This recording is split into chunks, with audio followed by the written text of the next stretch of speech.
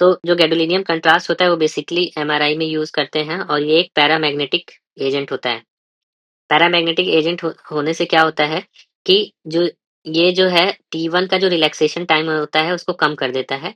तो T1 का जो रिलैक्सेशन टाइम है वो कम होने की वजह से एमआरआई का सिग्नल बढ़ जाता है। तो गैडोलाइनम क्या होता है? कैसे एमआरआई में हेल्प करता है? ये एक पैरामैग्नेटिक सब्सटेंस होता है, T1 के रिलैक्सेशन टाइम को कम कर देता है, जिससे कि एमआरआई का सिग्नल बढ़ जाता है। अब गैडोलिनम जो कंट्रास्ट है वो 2 फॉर्म में आता है। एक होता है लीनियर जो कि पुराना होता था और मैक्रोसाइक्लिक जो नया एजेंट है। तो मैक्रोसाइक्लिक जो एजेंट है उसका फ़ायदा क्या होता है? मैक्रोसाइक्लिक एजेंट जो रहता है ज़्यादा स्टेबल होता है, ज़्यादा सेफ होता है। इसलिए हम लोग जो रीनल डिसफंक्शन पेशेंट होते हैं जिनकी किडनी काम नहीं कर रही होती है ढंग से, उन केसेज़ में हम लोग मैक्रोसाइक्लिक को प्रेफ़र करते हैं। अब गैडोलिनियम कंट्रास्ट जो लीनियर वाला या मैक्रोसाइक्लिक होते हैं वो दोनों आयनिक या नॉन आयनिक फॉर्म में हो सकते हैं। इनका जो कंट्रास्ट होता है गैडोलिनम अगर हम लोग यूज़ करते हैं तो क्या प्रॉब्लम आती है? एक डिज़ीज़ होता है जिसको बोलते हैं nephrogenic systemic fibrosis. Nephrogenic systemic fibrosis क्या होता है कि जब ये देखा गया है कि जिन पेशेंट का जीएफआर 30 से कम है, तो उसमें एक कॉम्प्लिकेशन होता है जिसमें कि पूरी स्किन, मसल्स और इंटरनल ऑर्गन्स की फाइब्रोसिस होने लगती है, इसलिए इसको बोलते हैं सिस्टमिक फाइब्रोसिस। तो स्किन, मसल और इंटरनल ऑर्गन की फाइब्रोसिस होने लगती है। तो इसके लिए सबसे अच्छा रहता है कि गैडोलिनियम जो कंट्रास्ट होता है अगर एंड स्टेज रीनल डिजीज़ है, तो उसको अवॉइड करना चाहिए या तो फिर अगर हमारे पास मैक्रोसाइक्लिक एजेंट है, तो उसको यूज़ करना चाहिए। दूसरा जो साइड इफ़ेक्ट अगर गैडोलिनियम से देखा गया वो ये है कि पेशेंट को रैश डेवलप होता है और रेयर केसेज़ में एनाफाइलेक्सिस हो सकता है और नौसिया हो सकता है। और ये सारे जो कॉम्प्लिकेशन है एलर्जिक वाला ये आयोडीनेटेड कॉन्ट्रास्ट से काफ़ी कम होता है।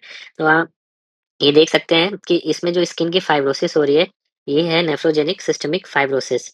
ये पैर की मसल्स, स्किन ये मसल्स पैर पूरा फाइब्रोसिस हो रहा है। अब पेशेंट को एलर्जिक रिएक्शन हो रहा है तो ये पूरा रैश फॉर्मेशन हो रहा है। अब जो मैंने बताया था 2 सब्सटेंस होते हैं, लीनियर एजेंट होते हैं और माइक्रोसाइक्लिक एजेंट होते हैं। लीनियर पुराने एजेंट होते हैं। डिफरेंस क्या होता है? इसमें जो लीनियर एजेंट है, इसमें ये जो गैडोलाइनम है, हम देख सकते हैं कि गैडोलिनियम जो है, ये जो है, ये पूरा का पूरा गैडोलिनियम आयन है ये। गैडोलिनियम आयन को सराउंड नहीं कर रहा है, जबकि यहाँ पे चारों तरफ से गैडोलिनियम आयन चारों तरफ से सराउंडेड है और एक साइकिल बना रहा है, तो साइक्लिक एजेंट होता है। तो अगर हम बात करें लीनियर एजेंट का, तो ये गैडोलिनियम आयन को सराउंड नहीं करते हैं, जबकि माइक्रोसाइक्लिक एजेंट गैडोलिनियम आयन को पूरी चारों तरफ से सराउंड करते हैं और किस चीज़ से सराउंड करते हैं? नाइट्रोजन से। अब बात करें इसमें जो होते हैं लीनियर एजेंट, तो एक होता है आयोनिक आयोनिक और दूसरा होता है नॉन आयोनिक और माइक्रोसाइक्लिक भी आयोनिक, नॉन आयोनिक होता है। तो आयोनिक की बात करें तो जो कंपाउंड होता है प्राइमोविस्ट, प्राइमोविस्ट के नाम से आता है कमर्शियल नेम।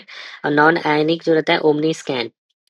जबकि माइक्रोसाइक्लिक की बात करें तो माइक्रोसाइक्लिक में डोटारम डोटारम जो रहता है वो आयनिक होता है एंड गैडोविस्ट इज नॉन आयनिक। देख सकते हैं डोटारम डोटारम जो रहता है मैक्रोसाइक्लिक आयनिक होता है और उसके बाद हम बात करें गैटोविस्ट जो रहता है वो नॉन आयनिक रहता है। तो हमें मैक्रोसाइक्लिक या तो डोटारम या तो गैडोविस्ट प्रेफर करना चाहिए।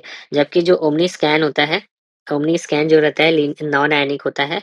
और प्राइमोविस्ट की बात करें तो प्राइमोविस्ट भी लीनियर होता है, जबकि आयनिक होता है। तो नेफ्रोजेनिक सिस्टमिक फाइब्रोसिस जो रहता है बेसिकली किससे होगा? ओमनी स्कैन या प्राइमोविस्ट से होता है। ओमनी स्कैन जो रहता है आपका बेसिकली नॉन आयनिक होगा और ये आयनिक होगा।